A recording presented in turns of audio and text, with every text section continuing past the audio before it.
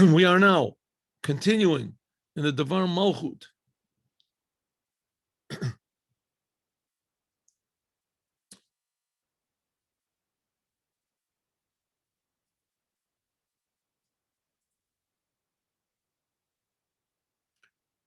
But Parshat Et Hanan, and the Haftorah is Nachamu Nachamu.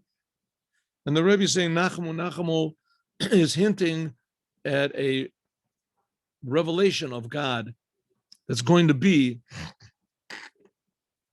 that's waiting for us, and that's going to be big time, revealed to the whole entire world, and it's unlimited.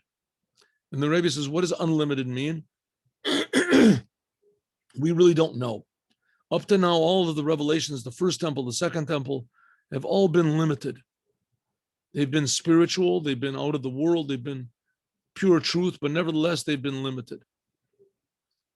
And the future redemption is going to be unlimited. That's hinted at by the doubling.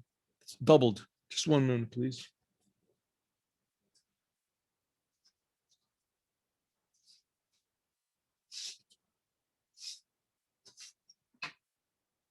All right.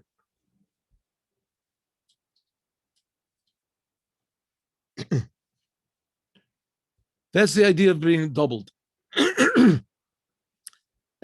In this week's Torah portion, that's the connection to this week's Torah portion, because this week's Torah portion also, there was also something that's doubled. What?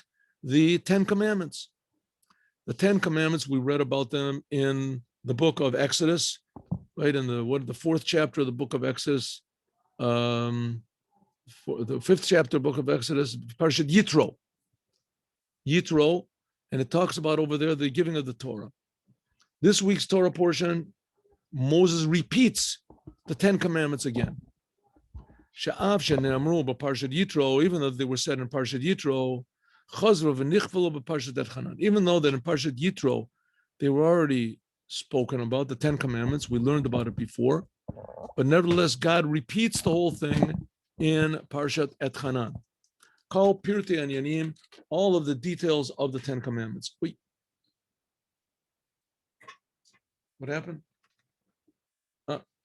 Okay. All the details of the 10 Commandments.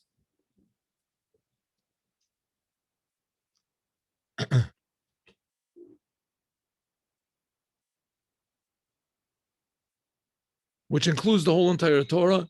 Kefel Shava. It is an equal, exactly the same thing in a general way. In a general way. In other words, the 10 Commandments are the same. There's certain changes in certain words. The most famous one is that it says in the 10 Commandments we learned about in Parshat Yitro, it says, remember the Shabbat day. And here it says, when Moses repeats it, it says, protect the Shabbat day, Shomer. It says that the Jews really heard both of them together. Everything they heard in Parshat Yitro and everything they heard in Parshat Et Hanan here, the little differences that there are, they heard everything simultaneously. In any case, the 10 Commandments there are the same 10 Commandments here. Why double them over? From one of the differences between the 10 Commandments in Yitro and the 10 Commandments in Parshat Et Hanan, for instance, is the difference between the first tablets and the second tablets. Some people say, there are some opinions that say that what it says in Parshat Yitro, that was the first tablets, and what it says in here are the second tablets. There are opinions like that. But the Rebbe says, okay, not all opinions say, some people say that they, like I told you before, that they, both of them were exactly the same. They just heard what is said back in Yitro and what it says here. They heard all the differences all together. They heard all the differences, even though that it was Moses that said it. But okay, they heard it all together. It says all these differences that there are, there's the big difference between the two of them is the first tablets and the second tablets. Shari Asarata Divro, the 10 Commandments in our Parsha, they come to the reproof of Moshe to the Bnei Israel. Tochen and Tshuva, which is the main thing of doing tshuva. What's Moses saying in this whole book of the Bible, Deuteronomy, is Moses is telling the Jewish people off. He's reproving them. Remember you did this sin. Remember how you did sin with the golden calf, and remember how you sinned with the manna, and remember how you sinned with the water, and you remember how you sinned over here. So it's the same thing as like the first and the second tablets. What was the first tablets? Moses went up, got the first tablets. The Jewish people sinned with the golden calf. Moses broke the tablets. And then the Jewish people were given another 40 days. They did tshuva. Moses went up the second time. And he came back down. He said, God forgave you. He went up the third time. The third time he brought down the second tablet. So the second tablets came after the Jews repented. The same thing is this the 10 commandments that are talked about over here. It's after the 40 years the Jews repented.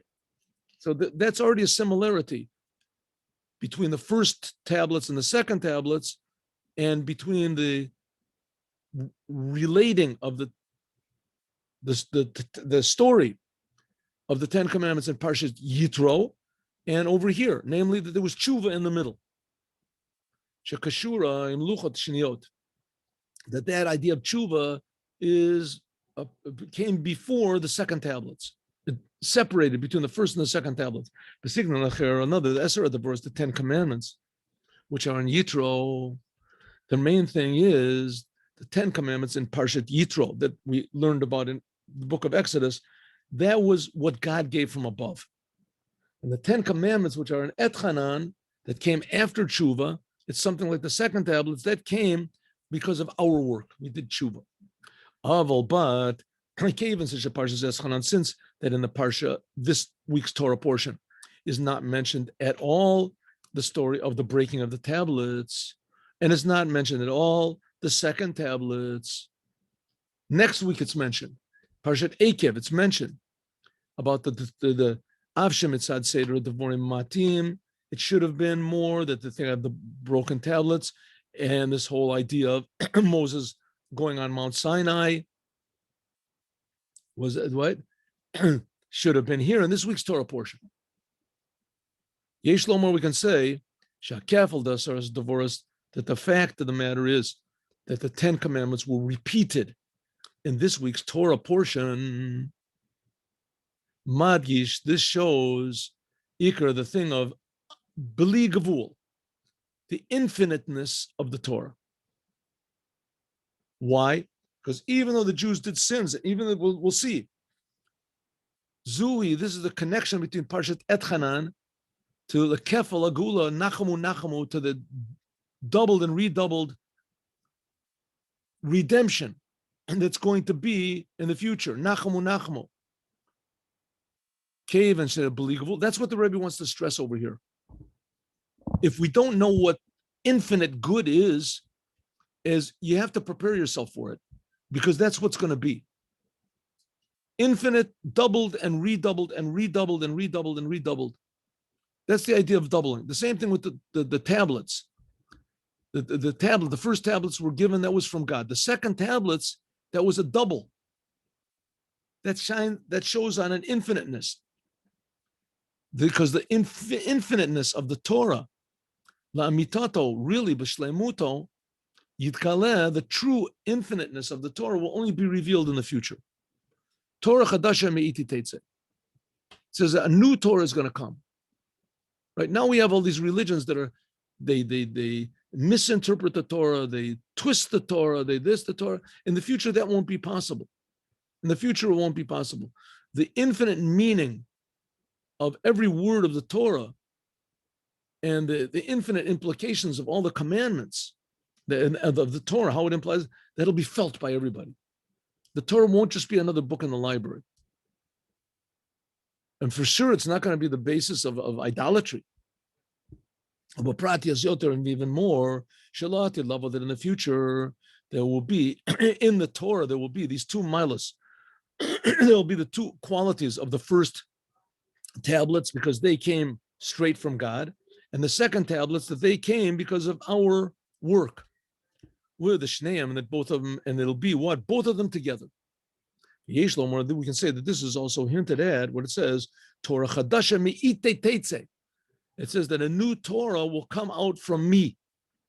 By the way, this thing of a new Torah, this is not written in the the Bible. It's not written in the prophets. It says Torah mi'iti teitze. It's a sentence from, I think, Isaiah.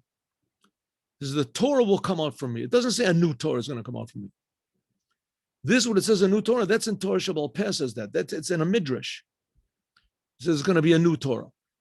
What does this mean, new Torah? It's going to come out from me. Me'iti. It's going to come out from me.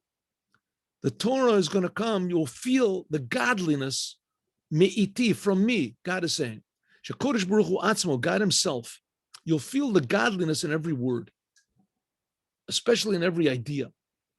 Me'iti teitzei daika. It'll come out from me. Sheteitzei min hashamayim will come out from the heavens. Me'iti, it'll come from me, and it will go out, so to speak, lamata ba'oretz, to here in the world. Havana v'hasaga, what does it mean in the world? That we'll be able to understand it. The seichel adam, that what we now believe we'll be able to understand, and then our belief will have to be even higher. Ella she'ein kan ischalkos ta'ofanim shonim the Torah. There will be no differences in the aspects of the Torah, whether it comes from above or whether it comes from below. It'll all be one. Ki'im shemetzad heder hagbala yeshnu shleimus v'kol ofanim, because there won't be any limitations. So there will be a completion in all of the possibilities of the Torah. In other words, to feel the godliness, infinite godliness in the Torah, and to feel even more that the godliness of the Torah is infinitely higher than the godliness in the world. God is creating the world. He's creating every detail of the world is a miracle, especially every human being is a miracle of miracles, especially every Jew. That's a quadruple miracle. It says that where does this all come from? It comes from the Torah. The miraculousness of the Torah is even higher. That's what, from the Torah, we can understand what holiness is. So the holiness of the Torah is even higher than that. It says that's a thing that will only be revealed in the future. Leishlomo, we can say, Bofen Kazeh, in such a way, this will be an amazing unity. And not only will be amazing unity, that the Seichel Tofes as a Muskal Umakifel, this is the 5th chapter of the Tanya. It says that's the whole thing of the Torah. What's the whole thing of the Torah? When you understand an idea of the Torah, you're really taking not just an idea, like in a science book. You're taking pure godliness, and you're taking it into your brain. It says it's like eating bread. It becomes totally one with you. And when you're thinking these ideas of the Torah, you can't think of anything else. So it's like you're hugging God, and God is hugging you. Belimu Torah Chadasha, when you learn this new Torah, it won't be, you won't feel two things. There's Torah, there's God, and then there's the Torah. The Torah, we can understand. There's big professors nowadays. There's popes. They were geniuses. They understood the whole Talmud. They understood everything, but they didn't believe in the God of Israel, right? They went against God. They said that God left the Jews. Who knows? Whatever they think. They do the exact opposite of the Torah. Tan Lashoni Imotecha. It says then the Torah will feel that when we say the words of Torah, we're saying the words of God. The speaking, when you say the Torah, you're just repeating what God said right now. Is saying right now. That's from above to below. And also from below to above. Call a Korah Torah. When you read the Torah from below, is that God, He reacts to what you do. So in other words, we're reacting to what God is doing. God's words, God is speaking the words of the Torah constantly, and we're just repeating. And on the other hand, when we repeat, it says that God repeats after us. Shekodesh Baruch Hu Korah v'shoneh, Achar, God, so to speak, He answers after we pray. It won't be in such a way that we'll repeat after God and God will repeat after us. No, it'll be something that's unlimited. It'll be simultaneous. That's totally not understandable. Why? Because there won't be any limitations. There won't be any concealing of God. So therefore, there'll be completion in everything. This is what is awaiting us. This is the truth. It's here now. We don't feel it. And the whole idea of the future redemption is that we will feel it. That's what it says, putting the aleph into the Gola, putting the Aleph, the oneness of God, into our personalities, into our life. Al-Derech says, similarly, Yesh L'Ba'er, we can explain regarding the request of Moshe to come into the land of Israel in the beginning of our Parshas Et Hanan. Here we see in this Torah portion, in fact, it's even told, the name of our Torah portion is seemingly a very bad thing. That Moses prayed and prayed and prayed.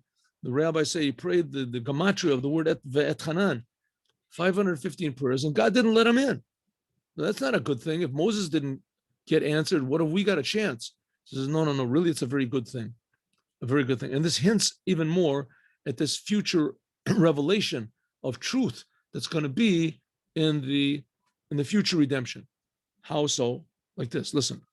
One of the reasons why God did not answer the prayers of Moses, Moshe to come into the land of Israel, like we said, Vayomer Hashem Elai, that God said to me, you're not going to go over the Jordan River.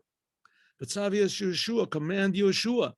He's going to take them to the land of Israel.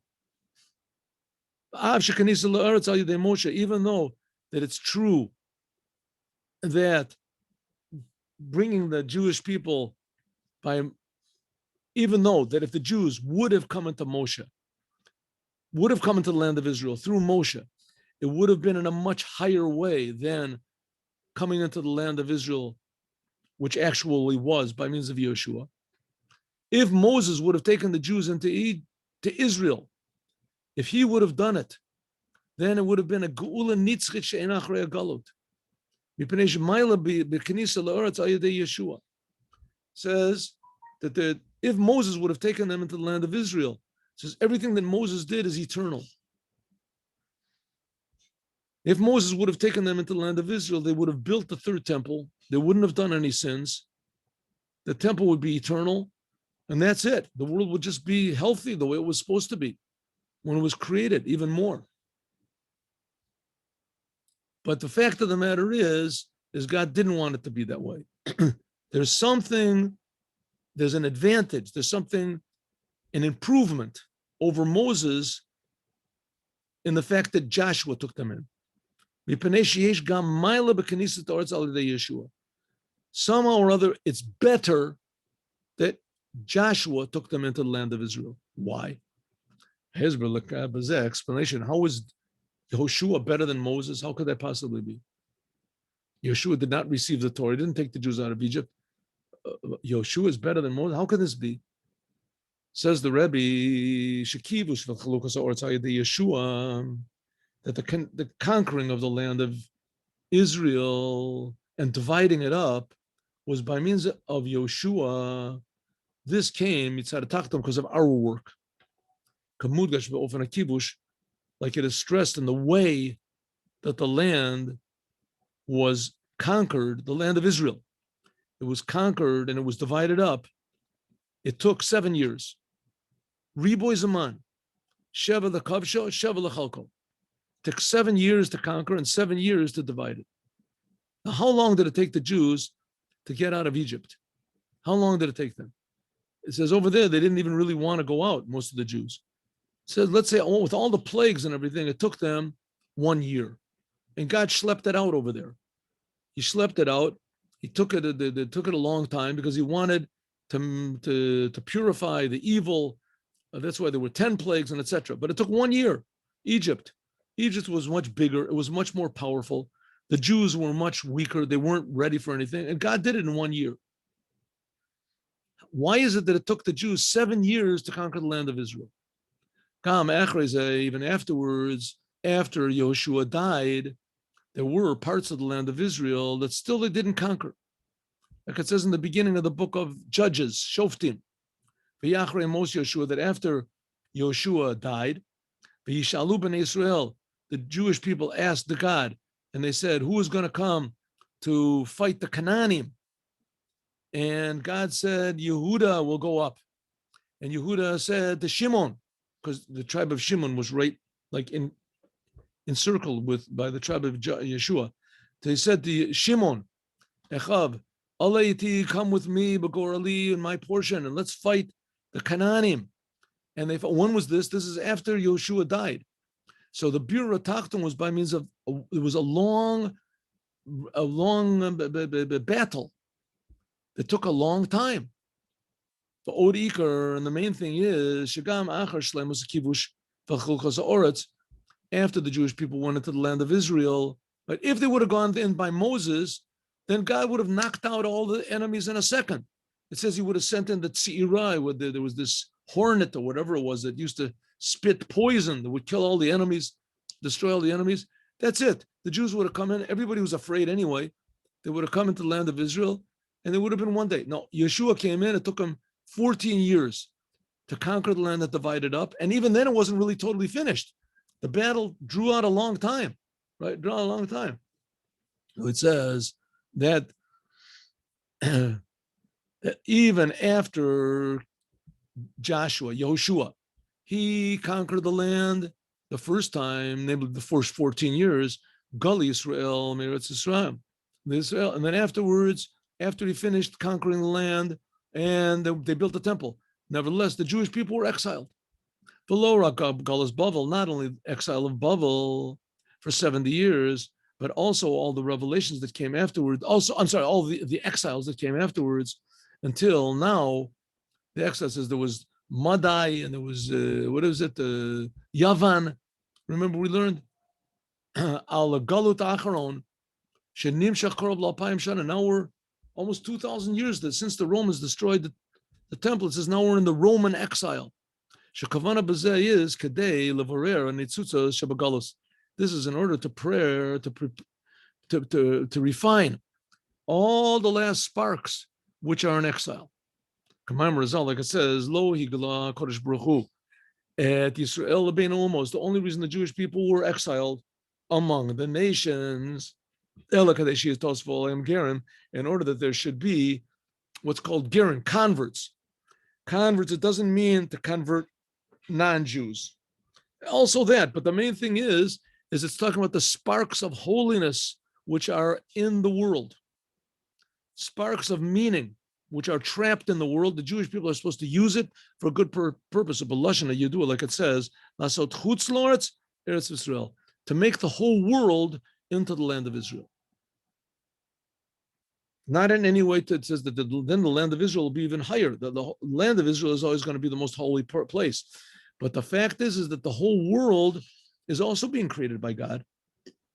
And if God is revealed there, which should be a simple thing, an obvious thing, and it's going to be, then the whole world will become like Israel is now, even higher now in Israel. Okay, well, achre and after and by means of our deeds and our service all the time of the exile, the birur atachton, by means of refining this low world, nichnasim, we can come in the Eretz to the land of Israel in a whole different way. Gula mitit shlema. We learned about this before when the Rebbe the Tzemach Tzedek said, "Machto Eretz Israel, make what is it? Ukraine into Israel." What does that mean? It means to prepare the whole world to recognize the Creator who's creating them, and then the land of Israel will be infinitely higher. Va'az then then the going into the land of Israel will be ultimate higher. And the Moshe and Yoshua together, the Gula Nitzchis. So what's the Rebbe saying? If Moses would have come into the land of Israel, then everything would have been miraculous, but the world would not have been refined. And the fact that Yoshua came in and that now the work has to be from below to above, on one hand, it's a big schlep and it's a lot of work. But on the other hand, that's what's really going to purify the world to be a total redemption. When we then move on from this, we can understand Shebe Parshas Ve'etchanan, that in this week's Torah portion, Etchanan is stressed the highness, the excellence of coming into the land of Israel, but Tachlit Hashlemut. Not how it would have been by means of Moshe, because that if Moses would have taken the Jews in, it would have been godly, but it wouldn't have been unlimited godliness. It wouldn't have been godliness that can be compatible even with this world to transform the entire world. That's why it says that the Jews, when they went into Israel, the first time, God only gave them 7 nations. And in the future, by means of Mashiach, it's going to be all 10 nations. That's the future redemption, is going to be Nachamu Nachamu, a double and redoubled and redoubled and redoubled revelation of God. That's what's going to comfort us from all of the pain and suffering that we've had. We're going to see that it was all worth it. Omar, like it says, because of the lack of any limitation, Yeshno Ashlemos, now there can be completion in all the ways. Right? What do all the other religions say? You got to go up to heaven. This world is a terrible place. You got to go up to heaven. Judaism says heaven is a very limited revelation of God. True, it's a revelation of God, and it's better than this terrible world, but it's not better than this world is potentially. Potentially, this world is infinitely, infinitely higher than the highest levels of heaven. And that's the idea of who we are, really, and what our deeds really brought to. And that all of our deeds will be eternal. Upapashos, it means that going into the land of Israel and conquering it and inheriting the land, take over me, I will be immediate. Shlemos Zaman. And again, look, we've already listened 2,000 years. It's been enough, I think, since Yeshua came in, right, to the land of Israel. This is well over 3,000 years, 3,000 whatever is 200 years. Lo rak eretz sheva umos, not only the 7 nations, ela gam eretz kini, knizi v'kadmoni. Will we get the other 3 nations also that God promised us? Eretz eser amos, all the 10 nations. Both in the Kol Yoshvei Alel, that all the Jews will be here. Shlemos HaNefesh, be the completion of land, the completion of time, it'll be in one instant. The completion of soul, all the Jews will be here. Kol B'nai Israel, all of the Jewish people, including all the Jewish people that ever lived, the Shebakal Doros. It says that all the dead will rise and they'll all come to the land of Israel. Yoshvim Be'eretz Yisrael Kula. This all came because of Joshua came into the land of Israel, not Moshe. Joshua coming to the land of Israel means preparing the physical world, a long effort, but nevertheless worthwhile. This is going to purify not just the land of Israel in a miraculous way. It'll purify the whole entire world in a natural way. It'll be the way that it'll be eternal, but permanent. That's the way things are supposed to be. So in the future is going to be the total redemption of all creation. It'll be total health, total potential will be revealed in everything that we do. The world will be a whole different type of a pleasure. Like we said, the upper waters, that's what we learned in the Mimer, will be revealed here. As we'll discuss more, God willing, tomorrow. Now let's do the Yom Yom.